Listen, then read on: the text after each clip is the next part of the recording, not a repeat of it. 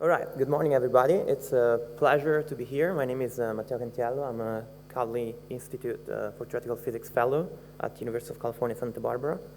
I'm very happy to be here and be able to talk to you about rotation asteroseismology, an opportunity for which I would like to thank the organizing committee. The work I'm going to talk about has been done in collaboration with a number of people outlined here: Chris Mankiewicz, Lars Bilston, JCD who's in the room, Bill Paxton, Jim Fuller, Daniel Leconnet, and Ben Brown.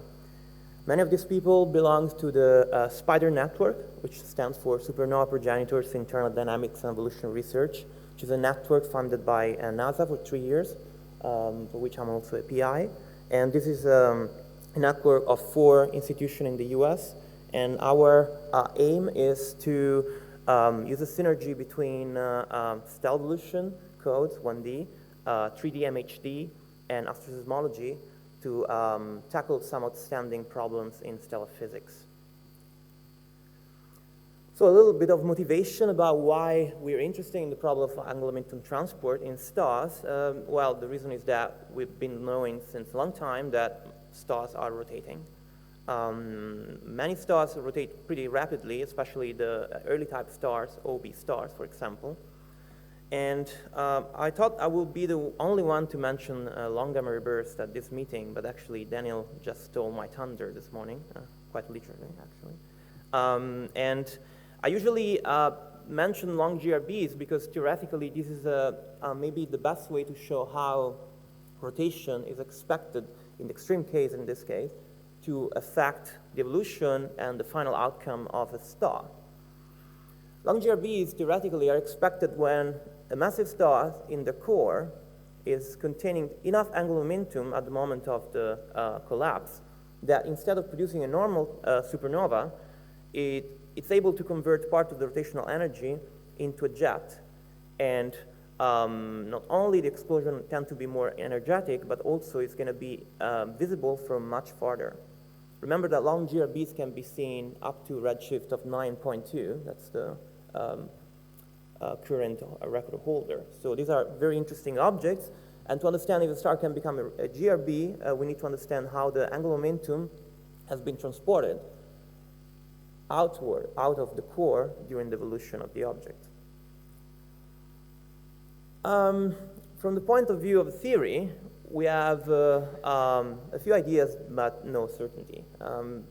Angular momentum transport is believed to occur in stars for example, due to hydrodynamic instabilities, for example, dynamical shear and secular shear in the presence of differential rotation.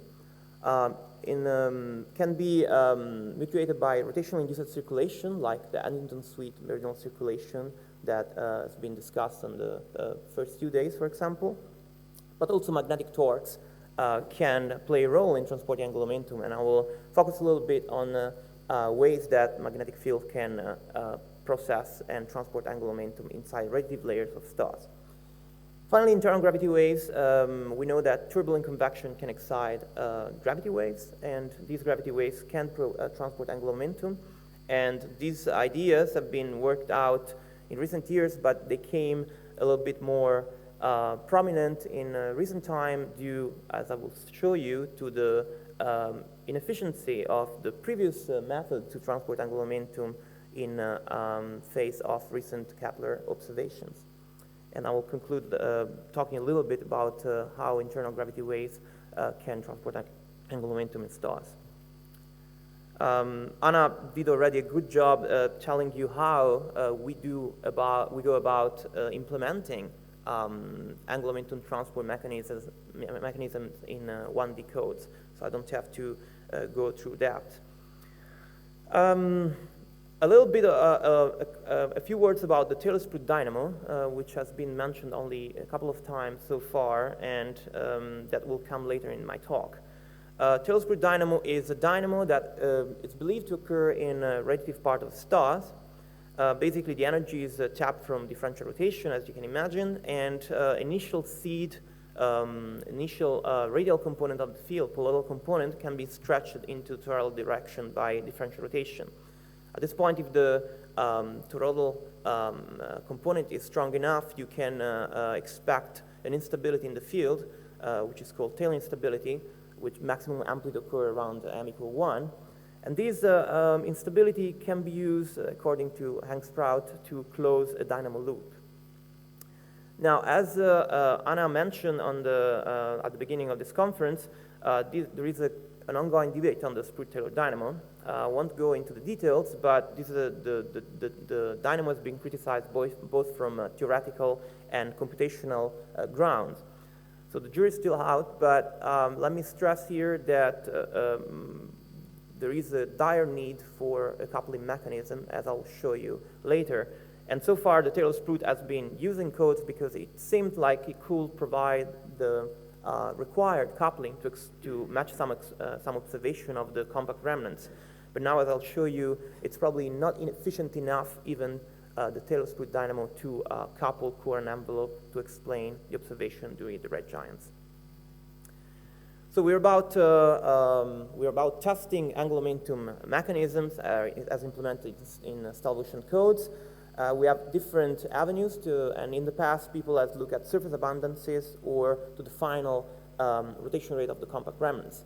There's a problem with this, and this is the degeneracy of the proxy, for example, with the surface abundance. For example, you can change the surface abundance of a star by, for example, transferring mass from a companion star, and you will not know after that happened, especially if the binary is enlarged, if that star was a binary in the first place. So it's very hard to have a clean sample where one can use this proxy to test these theories.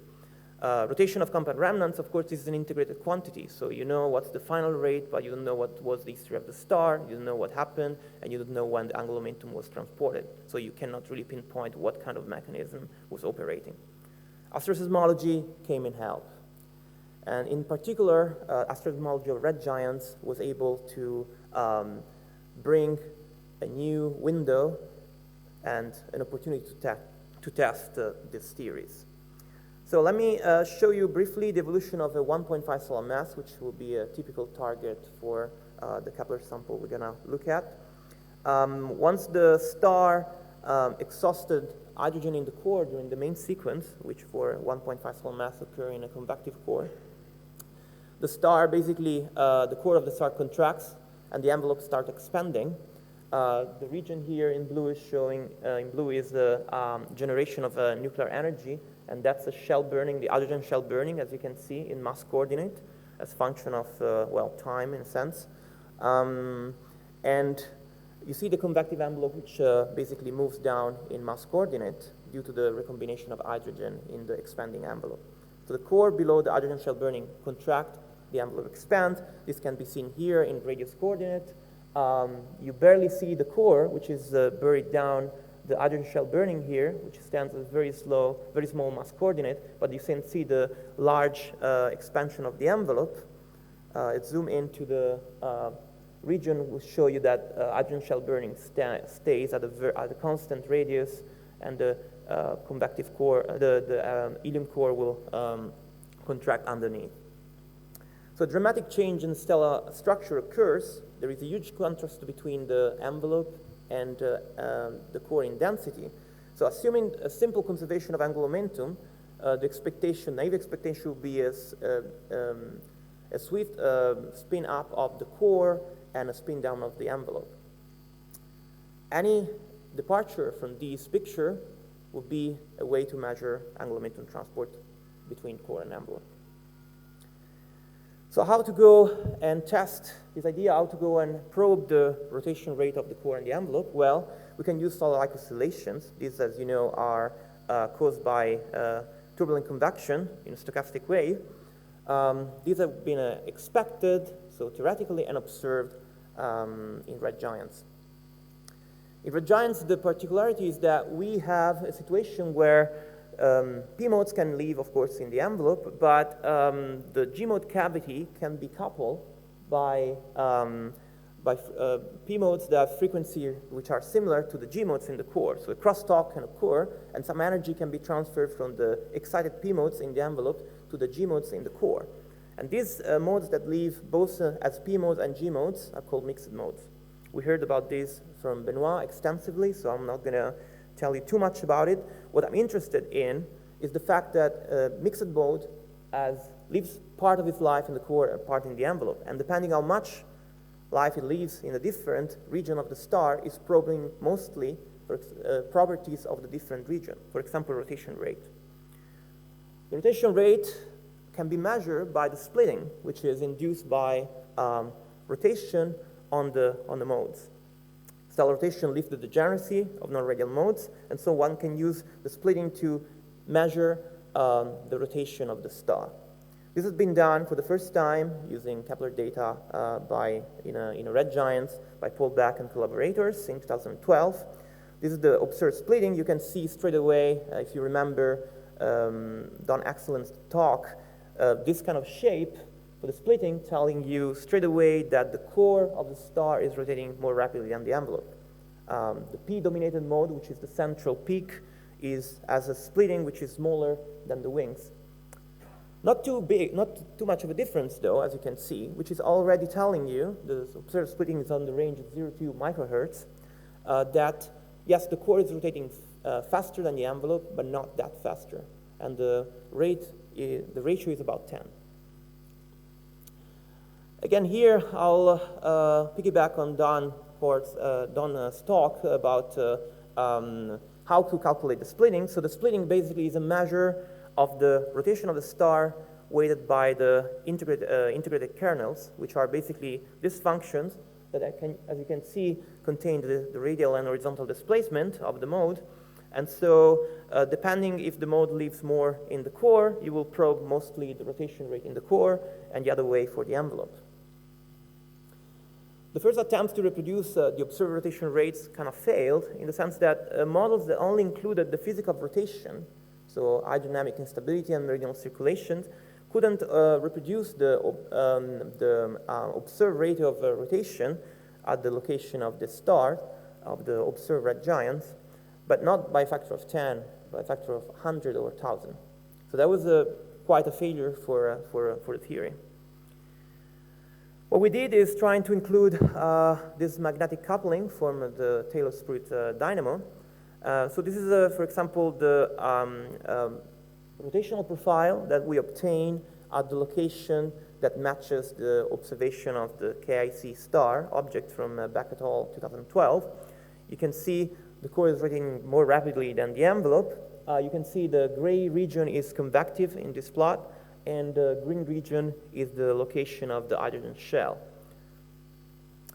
And now, using ADIPLS, we also calculated for the same background structure the mixed modes, and you can see here typical integrated kernel for mixed modes, the P-like component and the G-like for L equal 1 and L equal 2. You can notice straight away that L equal 1, L equal 2 mixed mode nature, it's more extreme, and the reason is that for L equal 2, the lamp frequency is higher, so basically your evanescent region is larger, and therefore the mode is more confined either to the envelope or to the core, so it's either more G or P-like. So in a sense, L equal 2 are more pristine probes or either the core or the envelope. And so using, again, MESA and ADIPLS, we calculate using this formula down here, as I showed you before, we can easily calculate this integral and calculate the final amount of splitting, which is predicted by this model. And you can see that no matter what we do, no matter what angular momentum transport prescription we use, we fail to reproduce the level of splitting, which is down here, which is observed. Thanks, Francois. Now, if you look at the evolution along the red giant of co-rotation, you can see here the work from Benoit showing that the star observed are actually spinning, the core are spinning down, but they're not completely coupled, so they're not, the star is not rotating rigidly, so there is a fair amount of angular momentum transport, and the challenge is to reproduce this trend. This is what we tried. Again, the black line in this plot is the rotation rate in period of the surface of the star as function of radius as the star climbs up the red giant. The other lines pertain to the core of the star. So what is fast is below in this plot and slow is I. And you can see that models that do not include any angular momentum transport, so the green line, spin up quite rapidly in the core. Angular momentum transport by hydrodynamic instability and circulation can only couple a little bit. You can see that the purple line is not very different from the model of angular momentum, which only conserve angular momentum. And if you include instead angular momentum transport by magnetic torques, then you do you couple much more efficiently the core and envelope. However, if you plot the star from Benoit-Mosset, you can see that you still cannot reproduce the observed rate and not even the trend. So this is a factor of 10 failure again, which is better than 100,000, but still it's telling you that we're not doing things right. You can also check the evolution past the red giant branch, so during the clump and the white dwarf regime of the singles of the same star. So you can see up there the observation from Benoit also already show you that we cannot reproduce those. Later, we have clump stars observation. Again, there we are off by a factor of 10. And down to the pulsating white dwarf, well, we can basically partially get into the range of observed stars, but still, this picture is emerging, showing that there is a lack of transport in the models. What that could be, possible mechanism, of course, internal gravity waves or magnetic coupling from some other kind of magnetic field, for example, fossil or dynamo-generated magnetic field. Just to remind you that internal gravity waves are excited by turbulent convection and they carry angular momentum. The spectrum is a problem, it's not well understood, but likely the expectation is a Kolmogorov life like a spectrum with a steep exponent. This dissipation of the waves occur usually in stars is dominated by radiative dissipation. Sasha already talked about, for example, the calculation where this snapshot is taken from. So I refer to his talk for the details of internal gravity waves, excitation, and propagation. What I care here for the last 2-3 slides of this talk is that you understand this formula. This is from Msun et al. This is the damping length, which is telling you how far waves, internal gravity waves, propagate before they dissipate their energy and angular momentum into the star. Now, this damping length depends chiefly on the frequency of the internal gravity waves with a very steep power of 4, and on compositional gradients, which tend to inhibit the propagation. If you apply this to our model and you look at when these gravity waves can couple core and envelope, so when the gravity waves can propagate deep enough to couple the envelope to the region below the hydrogen shell, you find a line above which the coupling is expected. So internal gravity waves can only couple during the main sequence, for example, for the Sun, as expected, on the subgiant up to some point, and around the temperature of about 5,500 Kelvin, which will depend slightly on the spectrum of the waves, but not too much, you will have the coupling between core and envelope. So basically, the expectation is that star on the subgiant should be coupled for a little while, and then core and envelope should decouple slowly. At some point, then some other mechanism should take over. So the message is that internal gravity waves can do a good job in coupling before the subgiant, but not in the red giant. So cannot, apparently, alone couple and explain the observation on the red giant. This is consistent with work from Tayler and Pinson, which required the coupling of the low-mass subgiant star Otto to occur at a stellar radius of about 1.5, 1.9 solar radii. So the reason for the decoupling, let me remind you, is that the evolution timescale decrease at this phase, so there's less time for the waves to couple core and envelope, decreases by a factor of 10 to the 2. Then the convection zone deepens, which results in smaller turnover timescale, and therefore the frequencies up there are smaller, meaning that the dissipation length is shorter as well. And then the core contracts, as you know, which means the Browns-Vasala frequency of the core increases, and therefore, as well, the dissipation length decreases. So all these three effects occur and makes the coupling become very less and less efficient as the star moves out of the subgiant. So the inner core becomes optically stick to the waves, and no core envelope coupling is possible. So to conclude, Rotational splitting of mixed mode is a great tool to test angular momentum transport ideas and install evolution codes. So far, rotational mixing alone has been shown, and we confirmed the result that is unable to predict the rotational rate of red giants by a factor of 10 or more. Included Tayler-Spruit Dynamo, so magnetic coupling and torques in radiative regions helps, but cannot fit the observations. Internal gravity waves can couple the core of main sequence and early subgiants, but alone it's unlikely to explain the observed amount of coupling in red giants. So I'll conclude saying that we don't understand yet internal angular momentum transfer mechanism in stars, but asteroseismology is the way to go, and it's giving us the right way to test these ideas. We've done more progress, I feel, in the last 2 years than we've done in maybe previous 20 years. Thanks so much for your attention.